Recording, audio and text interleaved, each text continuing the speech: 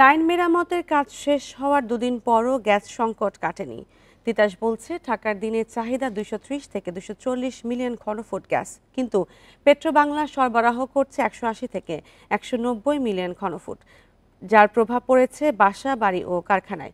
রাজধানীর বনশ্রী, মিরপুর, ধানমন্ডি ও পুরান ঢাকা সহ বিভিন্ন এলাকায় দেখা দিয়েছে তীব্র সংকট।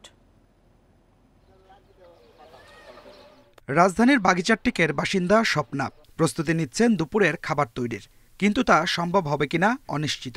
কারণ বাড়িতে সংযোগ থাকলেও চুলায় গ্যাস নেই, এমন অবস্থা প্রায় 1 মাস ধরে। গ্যাস থাকে না, সকাল 6টায় গ্যাস চলে যা, তাই আমরা লাকড়িতে রান্ধি, প্রতিদিন লাকড়িতে রান্না হয় আমাদের। সবচেয়ে বেশি ভুগতে হচ্ছে বনশ্রী, মিরপুর, ধানমন্ডি, মোহাম্মদপুর, বাসাবো ও পুরান ঢাকার বাসিন্দাদের। তাদের অভিযোগ, গ্যাস না থাকলেও তিতাসকে বিল দিতেই হচ্ছে। 4টা বাজে গ্যাস যায়, রাত 12টা বাজে গ্যাস আসে, আমরা তো রাঁধতে পারি না।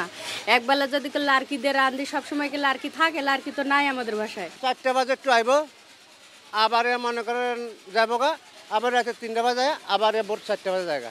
গ্যাস পাইলে আমরা রাঁধতে খাইতে খুবই কষ্ট, একবেলা খাইলে আর একবেলা না খাইতেই। খায়া থাকেন না খায়া থাকেন, গ্যাস বিল দেওয়াই লাগবে। গ্যাস লাইন মেরামতের জন্য শনিবার পর্যন্ত গ্যাসের চাপ কম থাকার কথা জানিয়েছিল পেট্রোবাংলা, কিন্তু এরপরও স্বাভাবিক হয়নি গ্যাস সরবরাহ। তিতাসের দাবি, নভেম্বর থেকেই রাজধানীতে গ্যাস সংকট জানুয়ারিতে আরও তীব্র হয়েছে, কারণ চাহিদার তুলনায় অন্তত 50 মিলিয়ন ঘনফুট গ্যাস কম সরবরাহ করছে পেট্রোবাংলা। আমরা যেটা নভেম্বরে যেটা 1650 সবকিছু পেয়েছি, এখনো কিন্তু পুরোপুরি আসেনি।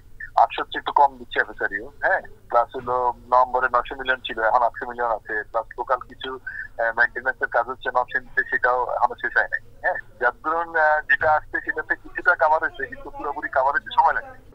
পেট্রোবাংলার দাবি, শীতে গ্যাস উত্তোলন কম হয় ব্যাহত হচ্ছে সরবরাহ। Adilur Rahman, independent news, Dhaka.